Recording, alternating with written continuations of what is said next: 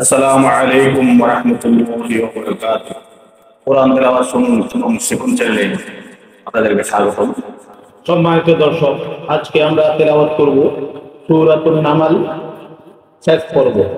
দর্শক, সূরা নামাল ধারাবাহিকভাবে তেলাওয়াত শুনতে চাইলে আমাদের চ্যানেলে আসুন। প্রতিদিন ধারাবাহিকভাবে পবিত্র কোরআনুল কারীম তেলাওয়াত শুনতে চাইলে অথবা তেলাওয়াত করতে চাইলে আমাদের সাথে সাথে তেলাওয়াত করুন অথবা আমাদের তেলাওয়াত শুনুন।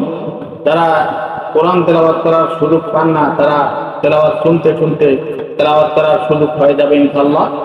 পবিত্র কোরআনুল কারীমের তেলাওয়াত শিখতে চাইলে আমাদের চ্যানেলে প্লেলিস্টে আসুন। ওখানে নুরানি কায়দার ভিডিও আছে। নুরানি কায়দা, নুরানি শিক্ষা শিখুন এবং আমাদের সাথে সাথে পড়ুন। পড়তে পড়তে কোরআন তেলাওয়াত শিক্ষা হয়ে যাবে ইনশাআল্লাহ। আমার ভিডিও ভালো লাগলে লাইক দিবেন এবং শেয়ার করবেন, যেন আরো 10 জনে কোরআন তেলাওয়াত শুনতে পারে, তাতে সওয়াবের অংশীদার হবেন। বিশেষ করে আমাদের চ্যানেল ভালো লাগলে লাইক দিয়ে সাবস্ক্রাইব করে আমাদের সাথে যুক্ত থাকবেন। তো আসুন তেলাওয়াত করি। أعوذ بالله من الشيطان الرجيم. بسم الله الرحمن الرحيم.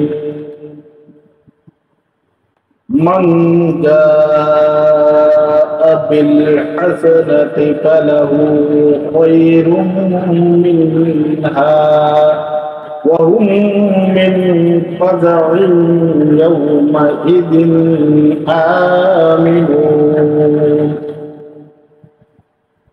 ومن جاء بالسيئة فكبت وجوههم في النار هل تجزون إلا ما كنتم تعملون. إنما أمرت أن أعبد رب هذه البلدة الذي حرمها وله كل شيء وأمرت أن أكون من المسلمين وأن أتلو القرآن فمن اهتدى فإنما يهتدي لنفسه ومن ضل فقل إنما أنا من المنذرين وقل الحمد لله سيريكم آياته فتعرفونها وما ربك بغافل عما تعملون.